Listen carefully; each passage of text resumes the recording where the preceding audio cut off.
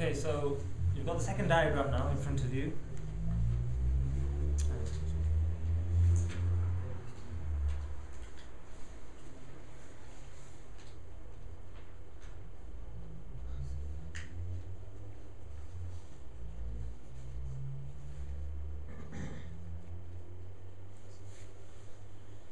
And you should have birth on one end, and the other end you should have Jannah and Jahannam. And this, for us Muslims, compared to the first one, is, according to our beliefs, is the actual real lifeline. Okay? Because for us, it's not just birth and then death. This is what the society tells us. This is what we're grown up in. Birth and death. This is the life. But our life doesn't stop at death. Actually starts. So it continues all the way, and the end resting abode, which is Jannah and Jahannam. So just take a few seconds just to actually think about this lifeline and the first one. And the next thing I'm going to ask you to do, you know, on the first one you've got birth and you've got death. Yeah? Beginning of life and end of life. And I've just said, according to our view, this is the correct lifeline. This is the real lifeline. On here, I would like you to mark where you guys think. And remember, this is a 70 to 80 year lifespan. In comparison, the first one is a 70 to 80 year lifespan. And this, with that in mind, I would like you to mark death, where you think death is going to be on this lifespan. And I'm not saying this is 70 to 80 years, but with the first one in mind, I would like you to put or mark death, where you think death is.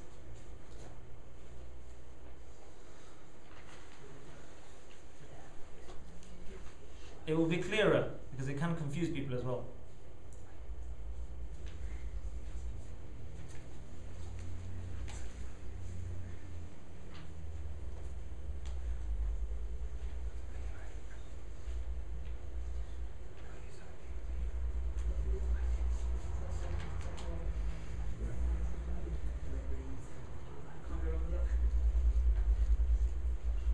Has everyone understood what they're trying to do, yeah? Just explain that. Okay, you know, the first lifeline, you know I said it's a 70 to 80 years. So think in that gap, 70 to 80 years, what people want to do within their lives. So if you think about it, marriage is not going to be from day one when they're born. It's going to be after they're a certain age. So you've got a certain time there. Yeah? Travel the world, they may be 60 years old before they travel the world. Then you've got death right at the end. So with this, yeah, you've got to bear that in mind. With that in mind, you've got this lifeline. And I'm not telling you how long this is, but from what you know, where would you mark death? Where would you mark that life on there? Because for us Muslims, this is the real life.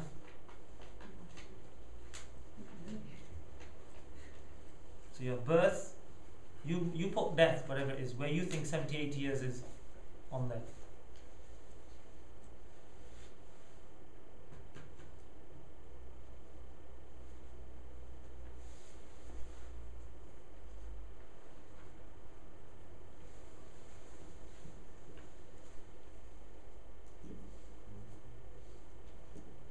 Okay, I'm not gonna, like I said, I'm not gonna collect these in. You don't have to show anybody. This is purely for yourself, yeah? Purely for yourself. This actually works. It's normally done on a one-to-one basis. So inshallah, if this works for you today, I would like you to go away and share it and give it to other people. Yeah? But inshallah, if you just concentrate and if you take this seriously, yeah? If you take this seriously, like you do with a driving test or your degree, that seriousness, if you just give that for a few minutes, this could be the deciding factor of living a fake life or opening your eyes to the real life. Brother, can you switch the lights off? So now everyone look at this lifeline now, what you've put on there. Are you guys happy with where you've marked death? Is everyone happy, yeah? Okay, from my research and study, I would say for us Muslims, this is the real lifeline. And our 70 to 80 year lifespan, average lifespan,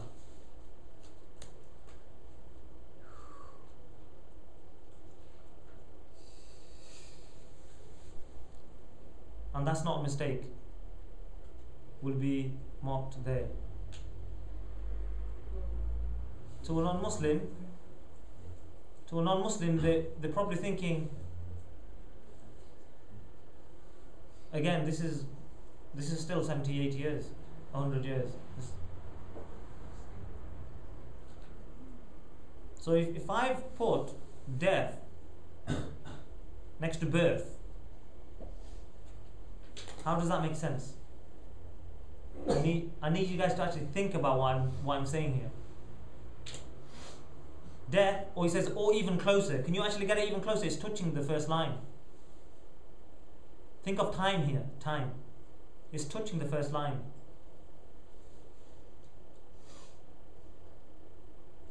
This is where it starts.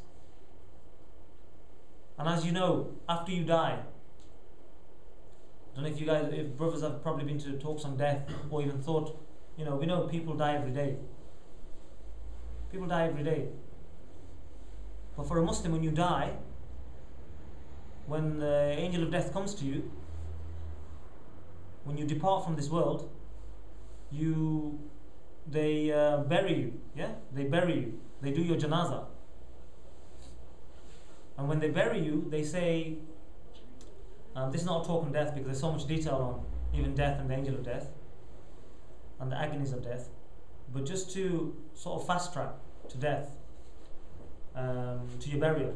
Once you're buried and they've done the janazah and they've covered the soil, the last person in the graveyard to take, I think it's 60 steps or 40 steps, the last person to take those steps, you will get two names come to mind, Munkar and Nakir.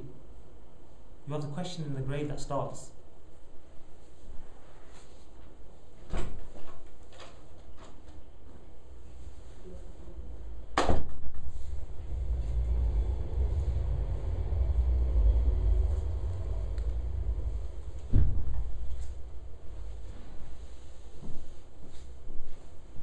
What is next on this lifeline?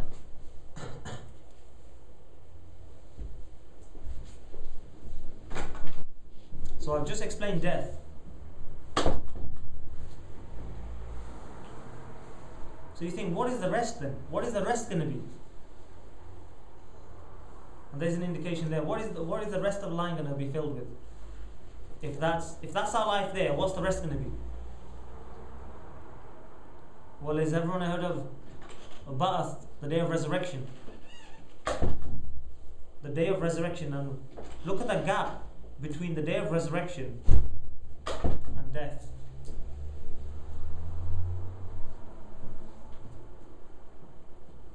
They say after you depart from this world, in your grave, you are in a stage of barzakh. Barzakh, brothers. Has anyone heard of barzakh?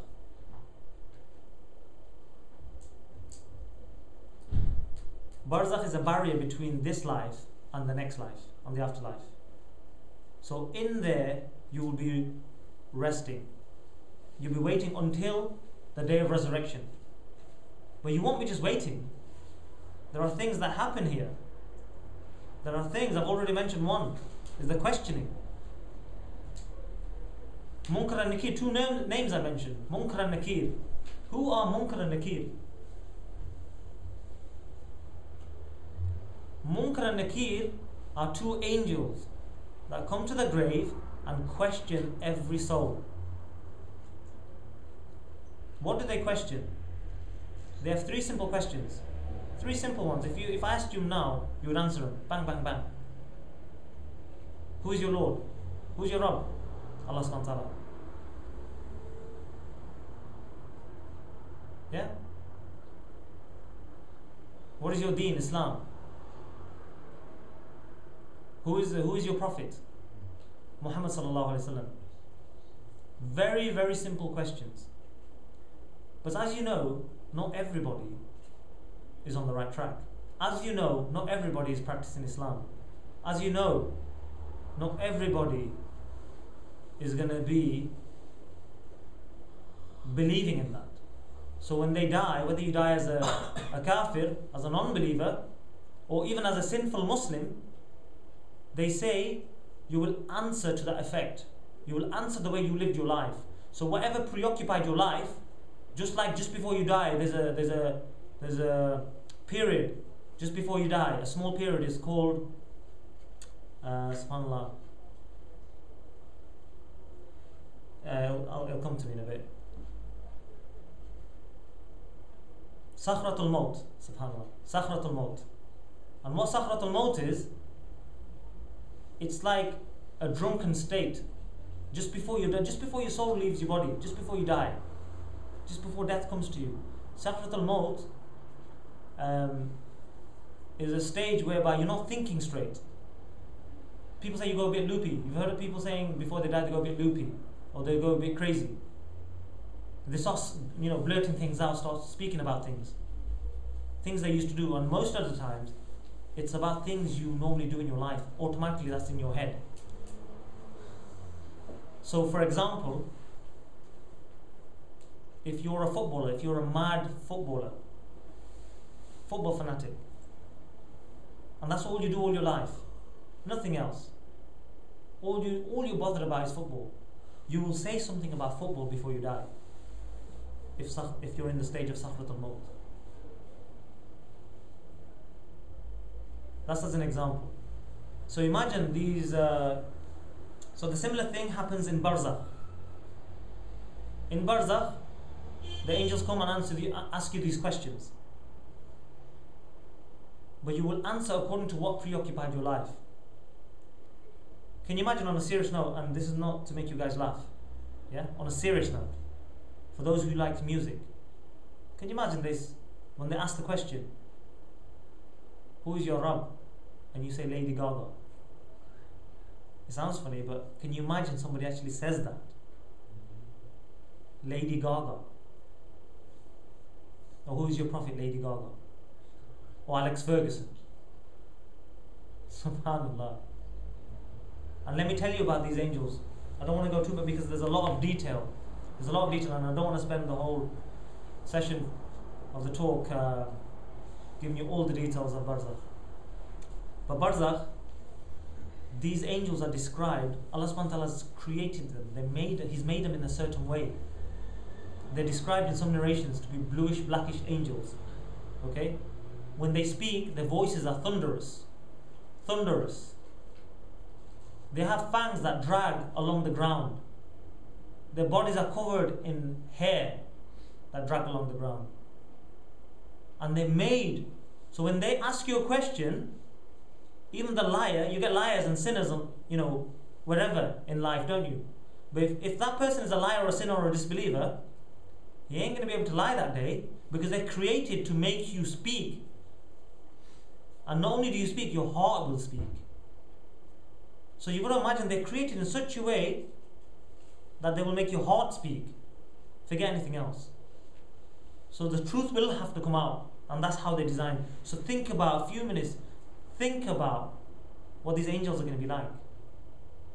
And this description doesn't do justice on what's going to happen when we get to that stage. Subhanallah. So after Barzakh, you've got the day of resurrection. When all of humanity, Allah subhanahu wa ta'ala will resurrect you, will rise you again. Allah says this is easy for Him. And people will rise. Some people will say it was like I was in a sleep. It's like I was in a deep sleep. But you will rise. And every single person